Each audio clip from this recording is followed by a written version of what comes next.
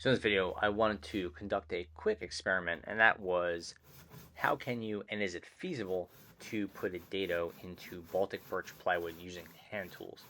Typically, when people are doing these dados in plywood, using a router or a table saw, but I prefer to use hand tools even for cabinet making, which is a bit of a challenge with plywood, but I had some of this 3/4 inch Baltic birch plywood around and I had the hand tools already, so I figured I would give it a shot and conduct a bit of an experiment. I started things off by setting a guide on my piece of plywood. I just used a straight piece of wood. I clamped that down to the 3/4 inch Baltic birch, and I'm using an Irwin combination saw, basically a standard saw that works either for cross cuts or rip cuts, and I'm using that to cut out one side of the dado. Here I'm setting the other side of the guide.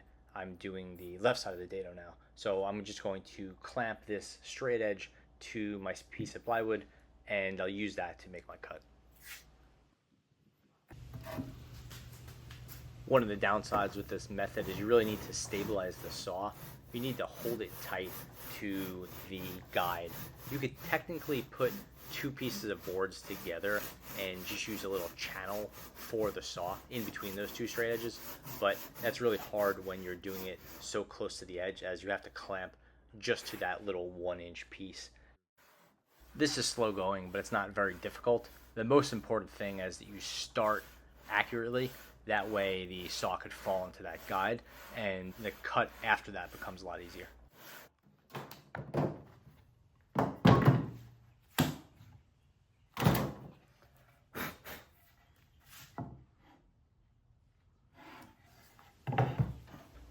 Initially, we were mainly concerned with the cuts being straight.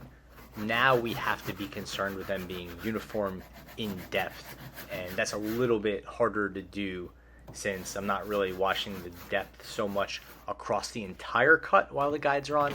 I'm mainly looking for the depth just at the front and back. So here's the ultimate result. You could see this one, the first one I did, was really nice and neat. That's a really straight shot. I'm really happy with that one. This one here on the left, it wasn't positioned as well. I got a little sloppy with the cutting. You could see it kind of spread out a little bit here. It's not as uniform. And the cut itself here is a little messier, a little wider, kind of popped out of the guide rails a little bit at the start. This one I did right here is really, really clean. Looks like almost like it was done with a machine, if I do say so myself.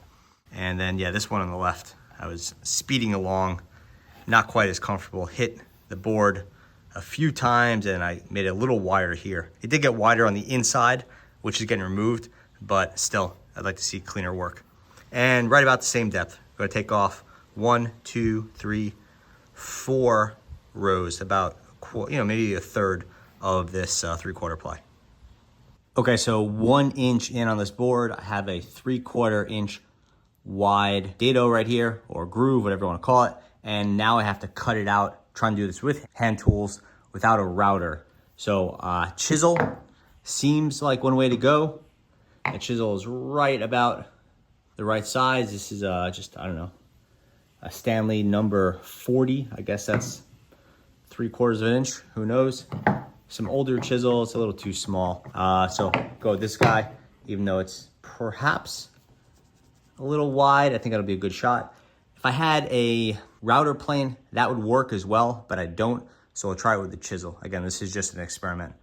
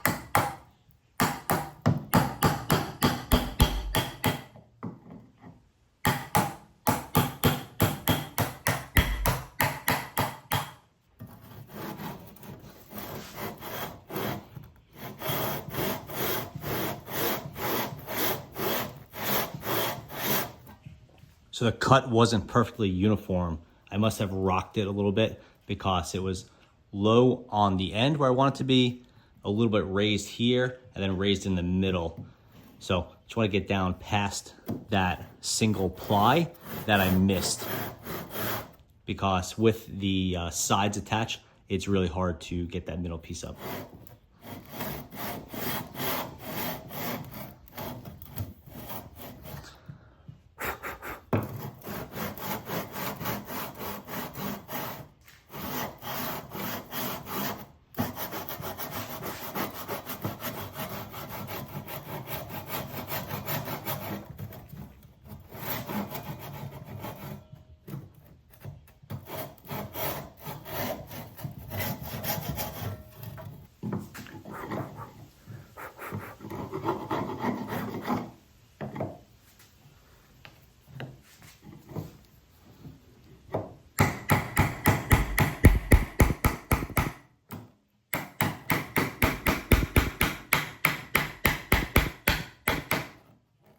See, it's a little attached here where it's pulling up cleanly on this side.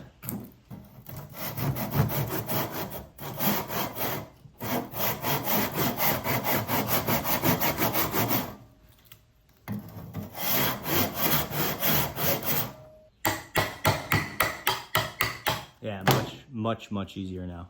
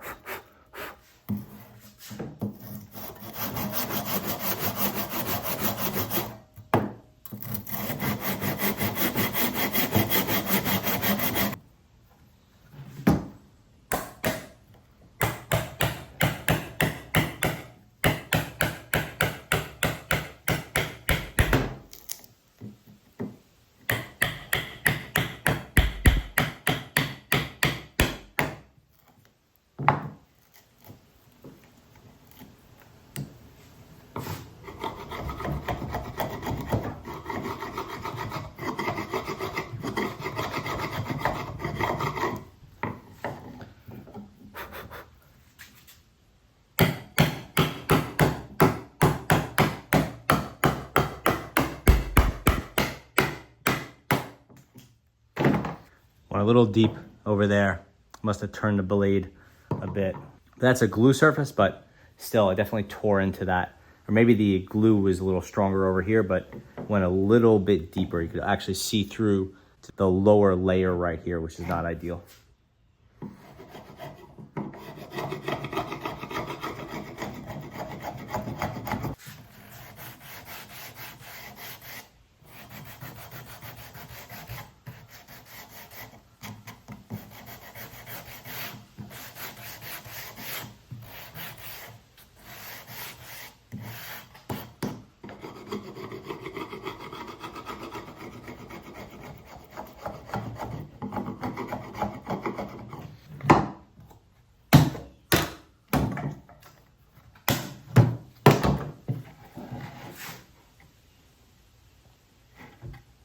You see the tear out right there.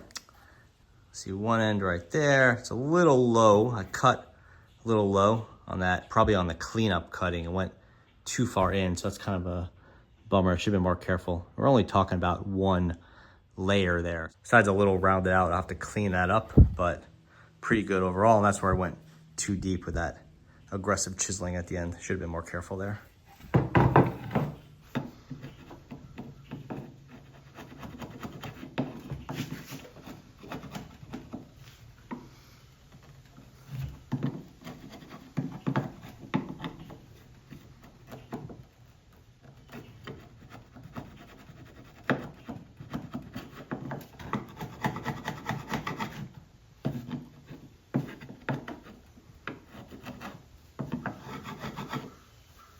Okay, so it's time for our fit test.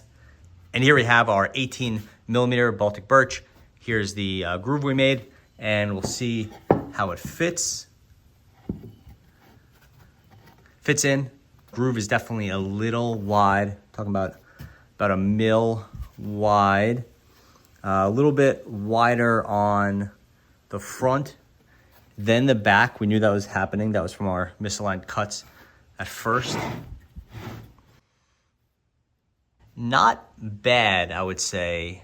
I'd like to see that cut a little tighter. It's just my own fault for should have been cutting on the inside of that blue line as opposed to on the blue line.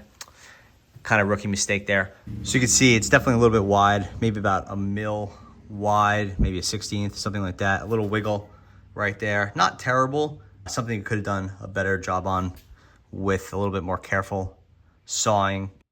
It is nice and uniform top to bottom.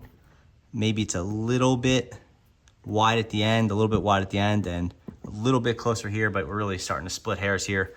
Should have cut it narrower, but I would say the proof of concept is there. We did make a pretty nice groove into this plywood.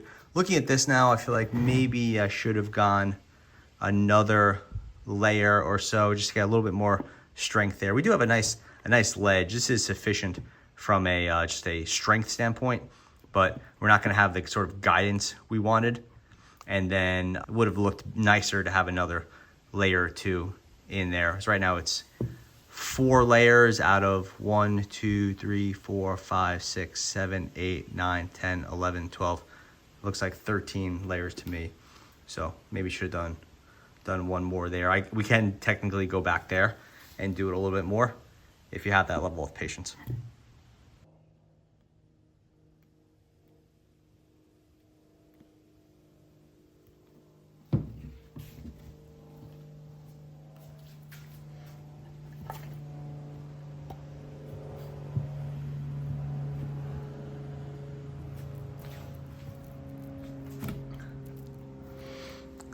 So this is the bottom right here. Like this is the foot at the bottom of the carcass or the cabinet, whatever you want to call it. So I'm going to attach it to the bottom. I'll push it out. There will be a little gap here, which will be a little bit unsightly, but it's not really in an area where you're going to see so much. I just added a little type on to there, and that will firm everything up. And now I'm just going to, I'll just put a 90-degree interior clamp on this.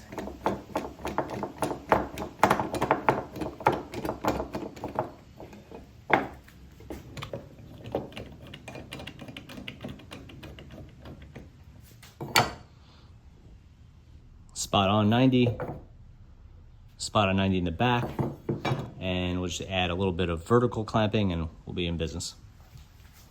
Okay, so that's all clamped up. Give it a little bit of time, see how it does. You'll see I have the 90 clamp here, which I don't really love, but gets the job done. Vertical clamp here, just to apply some pressure to that glue, not too much. And I have it pushed up against this bottom line so that we'll have maximum strength. Not that this thing is gonna move at all, but just in case. Okay, so everything's done here, and I just wanted to show off the joint really quick. It's right here. You can see there's a little bit of a gap here where I overcut, but it looks quite good. Otherwise, this is the overhang. That'll be the foot of the cabinet, or it would be if it wasn't an experiment. There's that little gap where I cut too far. Joint's really nice. It's really solid. I feel really happy with that. It had a little bit of glue came out. No big deal. Wipe that off. It's visible on the plywood if you're using a wood glue. That is kind of comes with the territory. You know, I experimented with some ways to join this together. I did a pocket screw, played around with a countersunk screw, a finishing nail, and then a cabinet screw, just to kind of see my preference. I'm still experimenting there. Anyway, but on that joint, you can see it's solid, quite consistent throughout. Really happy with that. Again, a little bit of gap, but that's not really that noticeable, and it'd be on the interior, so that's fine. If you painted this, you wouldn't even notice. From an accuracy standpoint, you can see here, really, I nailed that 90. Actually, it's a little under, it's probably about an 89, and that was from when I set it. It's set in, let's see, good focus, set in just a little bit, so it's about an 89. I could have fixed that if I had done a little bit better job when I was gluing it up and could have framed it a little bit better. But again, this is just that, it's just this L. So it's not like you could really square it as easily if it had more pieces to it and could have put some more squares on it. But again, this is just a test about how I would use that dado in real life. And from that perspective, I think it really worked out well because it's accurate, didn't take that long, longer than I would have liked, and it is really strong. So something I'll be considering in the future as I do more work with this Baltic birch. So hope you learned something here. Thanks for watching.